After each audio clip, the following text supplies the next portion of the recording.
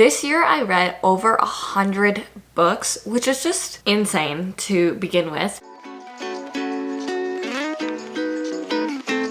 So in this video, I'm going to share with you guys 23 of my favorite books I read in the year of 2023. Not all of these books are 5-star reads because I just didn't have 23 books that I read that I rated 5 stars this year. But all of these books are extremely highly rated from me, and I do recommend them, and I love them, and I'm really excited to talk about them today. So without any more further ado, let's just hop right in and get talking about some books. Okay, this is a more recent read for me. I read this 2 weeks ago, something like that. This is A Court of Silver Flames by Sarah J. Maas. This is the 4th or it's the 5th book. It depends on if you count the novella. If you count the novella, this is the 5th book in the series. It's funny because I'm pretty sure I had A Court of Mist and Fury on last year's favorite books video, but I think this one has taken the throne for my all-time favorite Sarah J. Maas book. I've only read this series from Sarah J. Maas. I do plan on reading some of her other books next year, but this book was phenomenal. I rated this book 5 stars. It was a little slow at times, and there were points where I was a little bored, but man, that last half was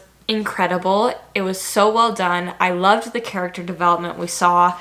I loved just so many of the side stories that were going on and new characters we were introduced to. I just adored this book, and I highly recommend reading the ACOTAR series. This is another book that I recently read, and it just really stuck with me. I really enjoyed this book. This is Foul Lady Fortune by Chloe Gong. This is a part of the Secret Shanghai series, which is These Violent Delights and These Violent Ends. This book, however, follows different characters, and I loved the characters in this book. I loved the chemistry. I loved the plot.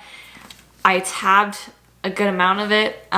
Usually if I tab a book, that's a good sign I'm really enjoying it. I just loved this book. To me, this is superior to These Violent Delights and These Violent Ends. I liked seeing the romance develop and the connections being formed on their mission, and they were just such badass characters. I love this book so much. Definitely go check it out. I don't think you need to read These Violent Delights and These Violent Ends to read this, but it does help to build the world a little bit more. It's also nice because you're understanding this main character in the other books. You're understanding what happened, why she did what she did, that sort of idea. These 4 books are all very chunky, so I wonder if you can guess who the author is. But Mariana Zapata has been a favorite author of mine for a long time now. Definitely my top 3 romance authors for sure. I love her writing and her slow burn and her chemistry. I just love it all. Specifically this year, I had 4 new books that I read from her that I've never read before, and I fell in love with them. So we have Wait For It. I love this book a lot. This book actually reminds me of surgery because I read it while I was in the hospital, and it was a really nice book to escape in.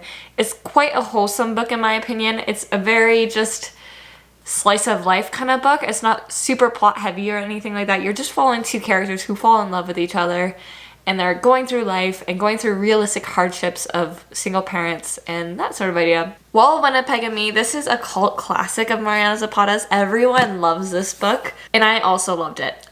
This was another 5-star read for me. So was Wait For It. I wish I could read this over again. Another slow burn. This is one of her chunkiest books. But I'm so glad I got to this book. I've been meaning to for a while, and I'm really happy I just sat down and read it. Another one of my favorites, from Look Up With Love. This was another 5-star read. All of Mariana Zapata books were 5 stars for me, except for 1 or 2 I think that I've read that aren't my favorite. But this is a figure skating romance. 2 characters had to pair up and work together that don't really like each other that much, and romance ensues. And then finally, the last book I have here that really stood out to me this year was All Roads Lead Here. This is a bit more of a deeper book, I would say. You're dealing with grief and kind of trying to get your life back on track after experiencing a really tough loss. If you're going to read any Mariana Zapata book, I would actually recommend this one to get into it. Again, it's very slow burn. You have to go in knowing that you're not going to see anything in terms of the romance until literally the last 50 pages. So I love slow burn, so obviously I love Mariana, but yeah, these were some of my favorites this year, and I'm excited to read more of her backlist next year. I am collecting all of her books. I have most of them. I just haven't read them all yet, so I'm I love Mariana Zapata. She's always going to be on my favorites until I'm done reading all her books. This is another author who I actually never read any of her books until this year, but she's become an auto-buy author as well for me, and this is Abby Jimenez. I love her romance novels. She's a phenomenal writer in my opinion. She can write rom-com that has you laughing and giggling and blushing and sobbing the next minute, and I love that about her writing. I also love the fact that it's not just a classic romance. Her books always follow some sort of plot that's deeper and a bit more meaningful than most romance books I find. Specifically this year, 2 books that really stood out to me were Yours Truly and The Friend Zone. Alrighty, now this is a book that I really hoped I would like, and I'm very glad I do. This is actually my top book of 2023, and that is Fourth Wing by Rebecca Yarros. I adored this book. I thought it was so well done. I loved every aspect about it. There wasn't a single thing I would change, and I'm super excited to read Iron Flame. It is out, I just haven't gotten around to reading it yet. Yeah, if you haven't read this book already, definitely try it out. I think it's a book that if you're not into fantasy, you can still read this and understand what's going on. It's a fairly simple story to follow. It was just so good. Please go read it. This is a fantasy series that I finished this year, but I did start it back in 2022. That is the Shadow Me series by Tahara Mafi. I read Imagine Me this year, which is the final book in the series, if you're not including novellas. I loved this series. The characters honestly got to a point for me where they felt like home. Reading them felt very comforting, even though it's a very action-packed and kind of stressful story to follow, but I loved these characters in the book and the plot and the world and everything about it. This is a book that I never talk about on my channel, and I often forget that I read it, but it was so well done, and that is 7 Days in June by Tia Williams. But yeah, this is a book that I really think everyone should pick up at some point in their lives. It is an adult romance. But it's so much more than romance. Like, this is one of those deeper books that they cover so many different topics that I think need to be covered more often, but it was really well done. Then I have Divine Rivals, which was almost my favorite book of 2023 until I read Fourth Wing. This is still a top contender for me though. This is one of my all-time favorite fantasy books, specifically one of my favorite YA fantasy books. Honestly, it doesn't feel like that much like a fantasy book. It actually kind of feels like a literary historical fiction with romance, obviously, but I just really enjoyed this, and I'm so excited to read the next book in the series because it did leave on a little bit of a cliffhanger. This whole book series has become one of my favorite book series of all time. I wish I could put every book in the series on my top 23 books, but I feel like that would get a little redundant. So instead, I'm just going to talk about the first book, which is Finding 13. This is the Boys of Tommen series by Chloe Walsh. This book made me feel every emotion under the sun. I felt anger and frustration and sadness and joy, and I loved it so much. You're following Shannon, who is just really struggling. She's been bullied all her life at school and even at home with really horrible and upsetting cases of domestic violence. It makes me sad just thinking about it. And then you're following Johnny, who in theory has the perfect life. He has parents who love him and they're very well off. They're quite wealthy.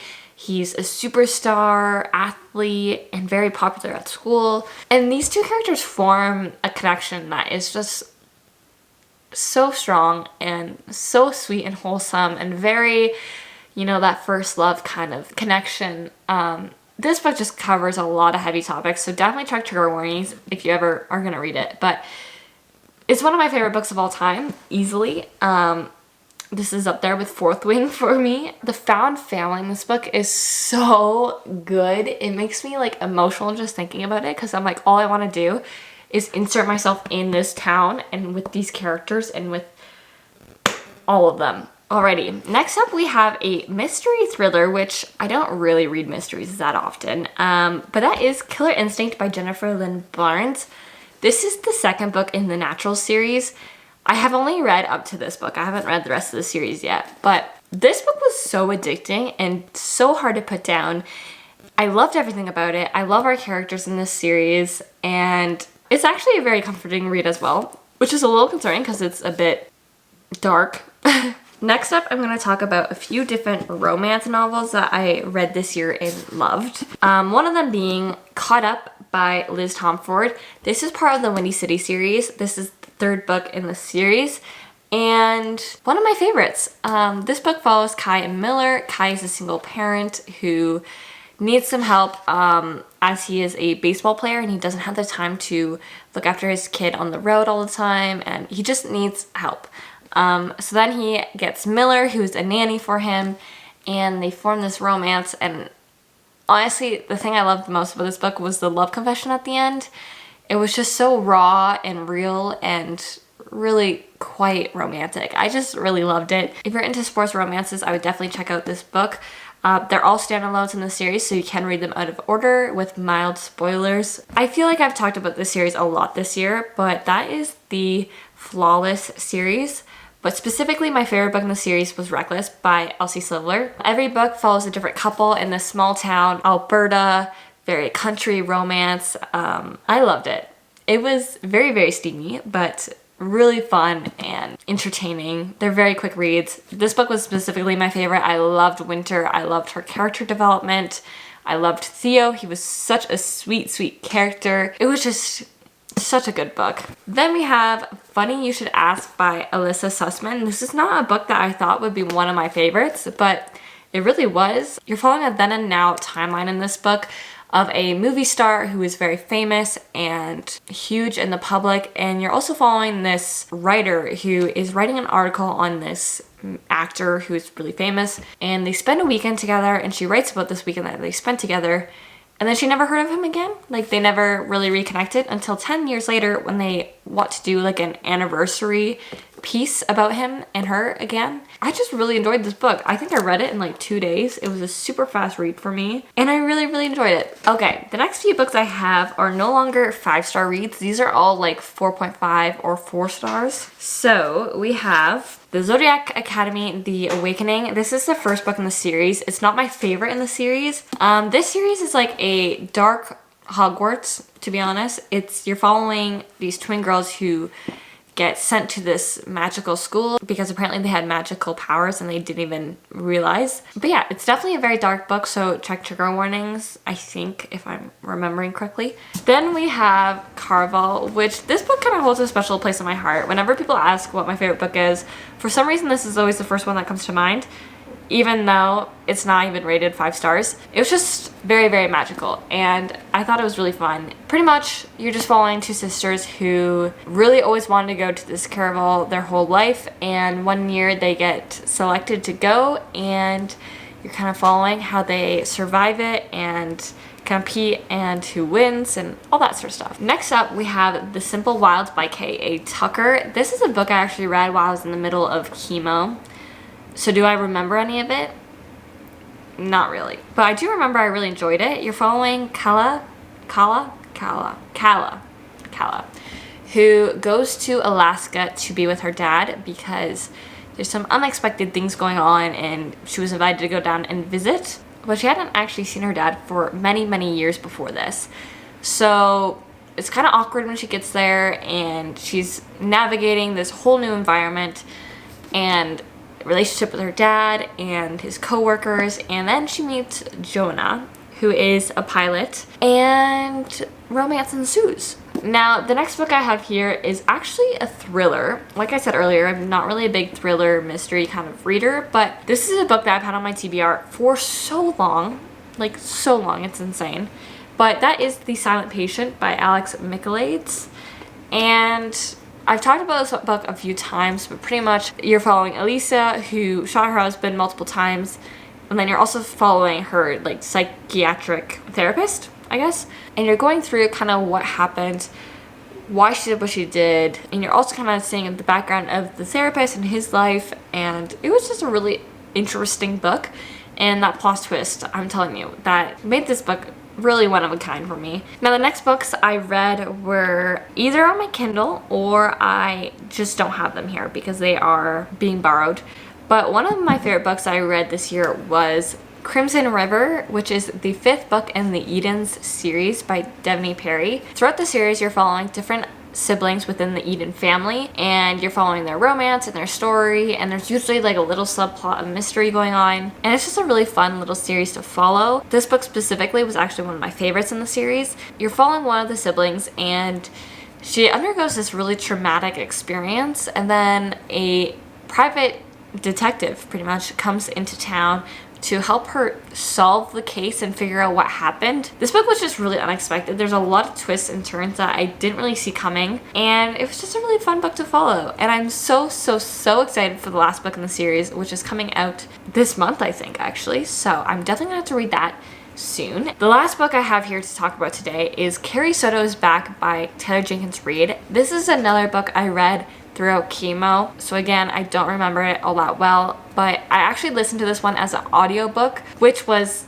an incredible experience. I recommend reading any Taylor Jenkins Reid's books as audiobooks because the narrators just do an amazing job. It was just so good. You're pretty much following this tennis player who held all the records until a new tennis player came along and destroyed all of her records. And so the main character decides to go back to the game and retrain again and try to win back her records, if that makes sense. There's a lot of underlying messages about feminism and, I don't know, almost like a lot of messages about growing up and changing and just accepting that you're growing up and there are some things you can't control, and holding some records sometimes is one of those things. I also loved the little romance, the sprinkles of romance throughout the book. I found it really fun, and I loved the main characters so much. It was just a really phenomenal read. And on that note, that is my 23 top favorite books that I read this year. I hope you guys enjoyed this video. If you end up reading any of these books, please let me know what ones you are most excited for, and I'll see you guys all in my next one. Bye guys!